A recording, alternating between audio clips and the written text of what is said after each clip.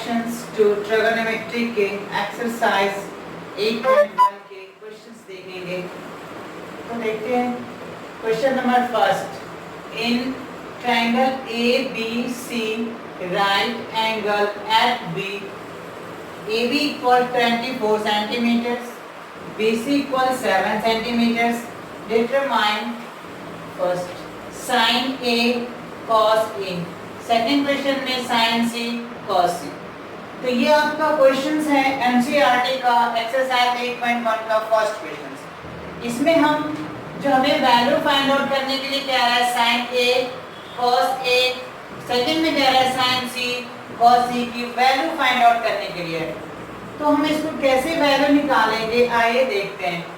तो हमने पाइथागोरस का थ्योरम पढ़ा है, applying Pythagoras theorem for triangle ABC we obtain. तो ये आप यहाँ पे देख रहे हो ABC एक ट्रायंगल है।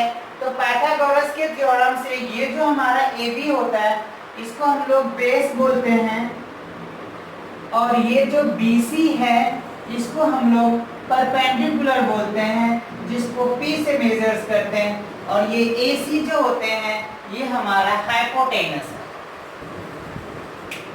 जिंदगी आप जो है ये AB को बेस मतलब आधार कह सकते हैं, और ये AC कर्व इनको कर्व कहते हैं, और ये BC जो है ये आपका परपेंडिकुलर है। तो आपने पाइथागोरस का थ्योरम पढ़ा होगा, h का स्क्वायर बराबर होता है p का स्क्वायर प्लस b का स्क्वायर।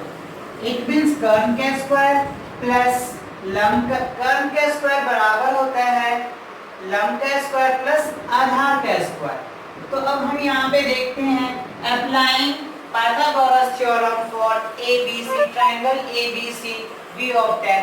तो पाइथागोरस के थ्योरम से हम फाइंड आउट करेंगे यहाँ पे AC। तो AC जो आपका है वो हाइपोटेनस है, तो AC का स्क्वायर बराबर क्या होता है सम ऑफ दोनों साइड को हम क्या करते हैं सम करते हैं, इस साइड को और इस साइड को।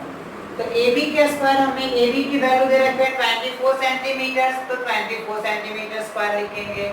फिर BC का जो वैल्यू है आपका 7 सेंटीमीटर, तो हम 7 सेंटीमीटर लिखेंगे। अब इन दोनों वैल्यू को हम क्या करेंगे स्क्वायर है तो स्क्वायर कर लेंगे। तो 24 का अगर आप स्क्वायर करते हैं तो 576 आएंगे, और सेंटीमीटर है तो सेंटीमीटर स्क्वायर आ जाएंगे। उसके बाद BC 7, तो 7 का अगर स्क्वायर करोगे तो 49 सेंटीमीटर है तो सेंटीमीटर स्क्वायर आ जाएंगे।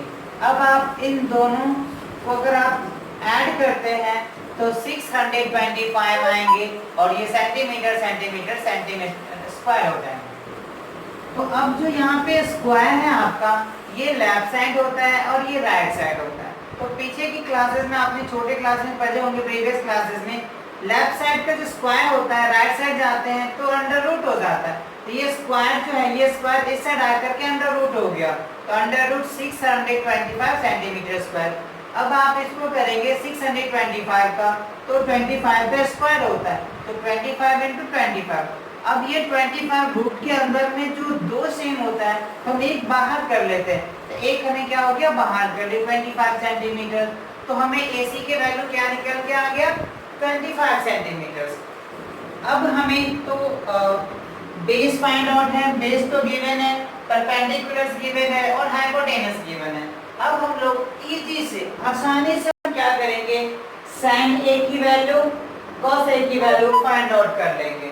तो हम लोग देखते हैं फर्स्ट में sin A, तो sin A equals to formula होता है P/H। तो sin जो A है A हमें क्या शो करता है एंगल को शो करता है, तो ये हमारा क्या है एंगल।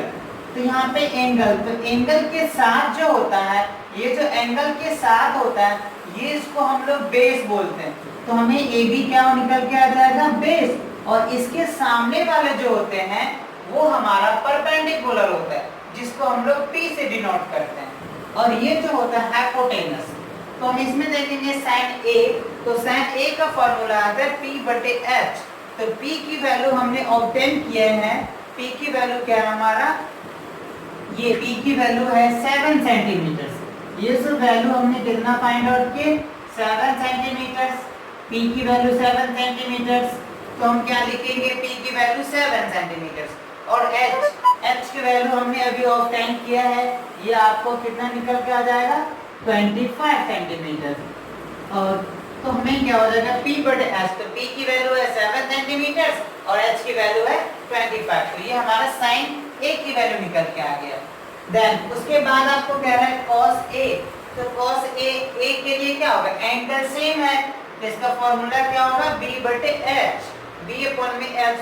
तो B की वैल्यू हमने अभी गिवन है, तो B की वैल्यू 24 सेंटीमीटर,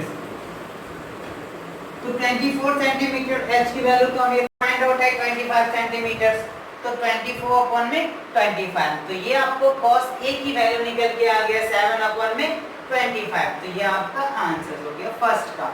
अब हम देखते हैं सेकंड में कह रहा है sin C और cos C। तो sin C जो है, यहाँ पे क्वेश्चन फर्स्ट का थोड़ा सा कंपेयर करते हैं। यहाँ पे आपको A दे रखा था, तो आपने एंगल ये लिया, क्लियर। देन आपको यहाँ पे एंगल C दे रखा है, तो C होगा इसके अकॉर्डिंग एंगल होगा, ना कि इसके अकॉर्डिंग। तो इसके अकॉर्डिंग मैंने आपको बताया था पीछे कि जब एंगल C होंगे तो जिसके साथ एंगल होता है वो बेस होता है, तो बेस हमें क्या हो जाएगा, ये बेस 7 सेंटीमीटर हो जाएगा और परपेंडिकुलर जो है 24 सेंटीमीटर हो जाएगा।